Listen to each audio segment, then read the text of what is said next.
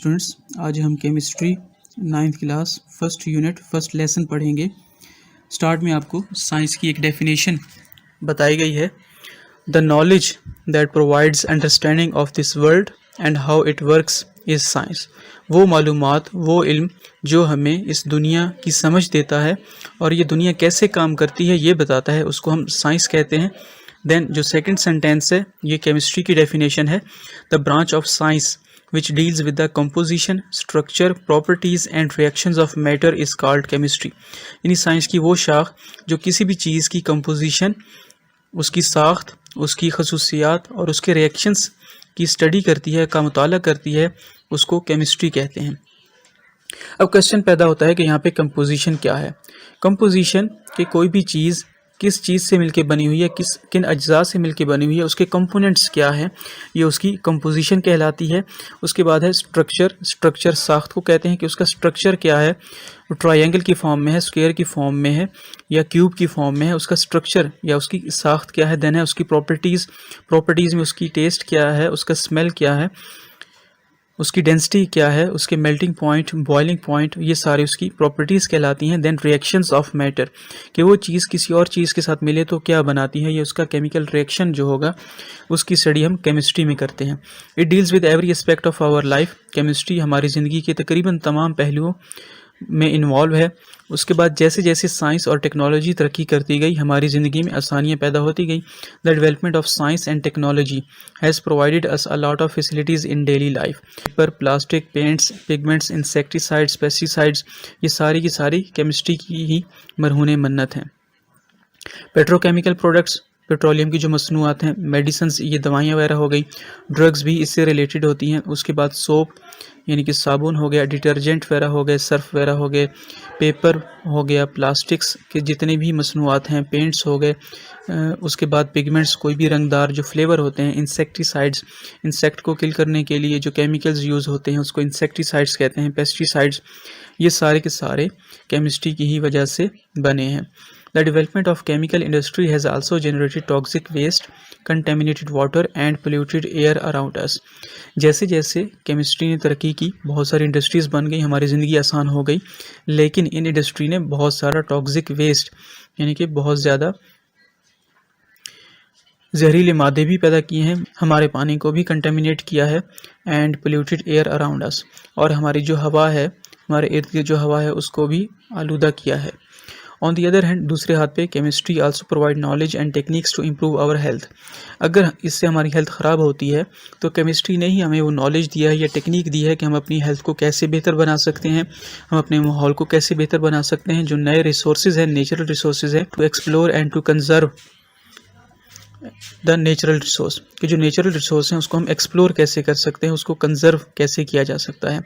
Explore का मतलब कि सुई गैस या पेट्रोलियम या जो भी प्रोडक्ट्स हैं वो कहाँ पे कैसे मौजूद हैं, and to conserve the natural resource, और इन नेचुरल रिसोर्स को हम कंजर्व कैसे कर सकते हैं, महफूज कैसे बना सकते हैं या फिर कम से कम इस्तेमाल कैसे कर सकते हैं।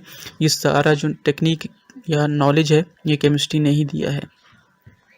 देन हम ब्रांचेस केमिस्ट्री की स्टडी करेंगे। केमिस्ट्री बहुत बड़ा नॉलेज है तो इसको मज़ीद ब्रांचेस में डिवाइड किया गया है।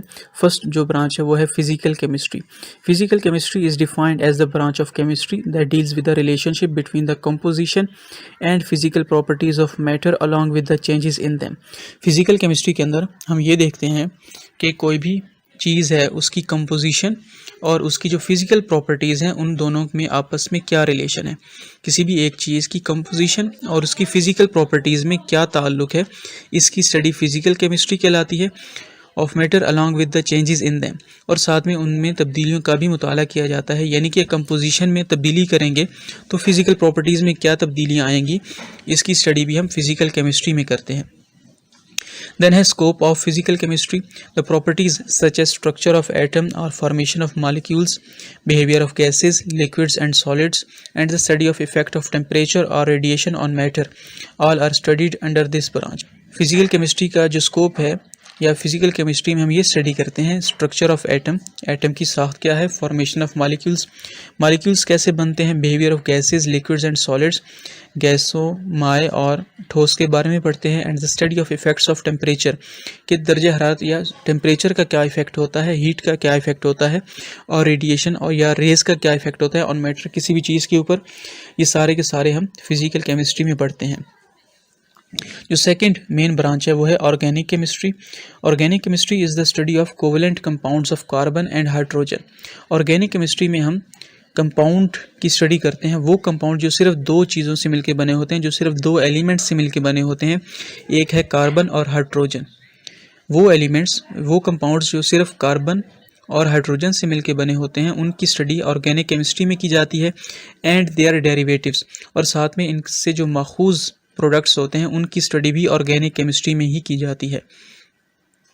फॉर एग्जांपल यहाँ पे जो मीथेन गैस है, जो घरों में गैस चलाई जाती है, उसमें 85% मीथेन गैस होती है। उसका केमिकल फार्मूला CH4 है, यानी कि एक कार्बन का एटम है और 4 हाइड्रोजन के एटम है। तो ये एक ऑर्गेनिक कंपाउंड है, इसकी स्टडी हम ऑर्गेनिक केमिस्ट्री में करेंगे। इसका डेरिवेटिव क्या होता है कि अगर हम इसमें हाइड्रोजन के 4 एटम से उनकी जगह अगर 3 हाइड्रोजन के एटम निकाल दें और 3 एटम क्लोरीन के डाल दें, तो ये उसका डेरिवेटिव कहलाएगा, ये उसका माखूज प्रोडक्ट कहलाएगा, और इसकी स्टडी भी ऑर्गेनिक केमिस्ट्री में की जाती है। ये जो नया केमिकल फार्मूला बना है CHCl3, ये क्लोरोफॉर्म का फार्मूला है जो कि बेहोश करने के लिए इस्तेमाल होता है। Organic chemistry is a study of covalent compounds of carbon and hydrogen. Organic chemistry में हम कार्बन और हाइड्रोजन के कोवेलेंट कंपाउंड्स का मुताला करते हैं, इनको हम हाइड्रोकार्बन्स भी कहते हैं, एंड देयर डेरिवेटिव्स, और उनके माखूज प्रोडक्ट्स का मुताला करते हैं। Organic compounds occur naturally and are also synthesised in the laboratories. जो ऑर्गेनिक कंपाउंड्स हैं ये कुदरत में भी मौजूद हैं और हम लेबॉर्ट्री में भी बना सकते हैं। Organic chemist determine the structure and properties of these naturally occurring as well as synthesised compounds. Organic chemistry पढ़ने वाले किसी भी कंपाउंड का स्ट्रक्चर और उसकी प्रॉपर्टीज़ बताते हैं। वो कंपाउंड चाहे कुदरत में मौजूद हो या फिर वो कंपाउंड चाहे कुदरती तौर पर मौजूद हो या फिर उसे लेबॉर्ट्री में बनाया गया हो, उसकी साख्त और उसकी खसूसियात के बारे में ऑर्गेनिक केमिस्ट बताते हैं। इस ब्रांच का जो स्कोप है, scope of this branch covers petroleum, petrochemicals and pharmaceutical industries. इस ब्रांच का जो स्कोप है उसमें पेट्रोकेमिकल इंडस्ट्री, पेट्रोलियम मसनूआत जितनी भी हो गई, और फार्मास्यूटिकल इंडस्ट्री शामिल है। थर्ड जो ब्रांच है वो है इनऑर्गेनिक केमिस्ट्री। इनऑर्गेनिक केमिस्ट्री में हम तमाम कंपाउंड्स का मुताला करते हैं जो कि कार्बन और हाइड्रोजन से मिलके बने हुए नहीं हैं, यानी कि हाइड्रोकार्बन्स के अलावा जितने भी एलिमेंट्स हैं या उनके जितने भी कंपाउंड्स हैं उनका मुताला इनऑर्गेनिक केमिस्ट्री में किया जाता है, और इनके साथ साथ उनसे जो माखूज प्रोडक्ट्स होते हैं उनका मुताला भी इनऑर्गेनिक केमिस्ट्री में किया जाता है, जैसे कि कार्बन डाइऑक्साइड हो गई, वाटर हो गया, ऑक्सीजन हो गई, इन सब का मुताला इनऑर्गेनिक केमिस्ट्री में किया जाता है। It has applications in every aspect of the chemical industry such as glass, cement, ceramics and metallurgy. Inorganic chemistry का स्कोप बहुत सारी केमिकल इंडस्ट्रीज़ में है, जैसा कि गिलास इंडस्ट्री है, सीमेंट इंडस्ट्री है, सिरामिक्स की इंडस्ट्री है और मेटलर्जी। मेटलर्जी क्या है कि हमारे पास पत्थर बड़े बड़े मौजूद होते हैं और उनके अंदर मेटल्स मौजूद होती हैं, चाहे वो मेटल सोने की हो, लोहा हो या कोई और मेटल हो। अब उस बड़े बड़े पत्थर से, उस चट्टान से वो मेटल एक्सट्रैक्ट करना, वो मेटल निकालना, इस टेक्निक को मेटलर्जी कहते हैं, और ये भी इनऑर्गेनिक केमिस्ट्री के अंदर ही आती है।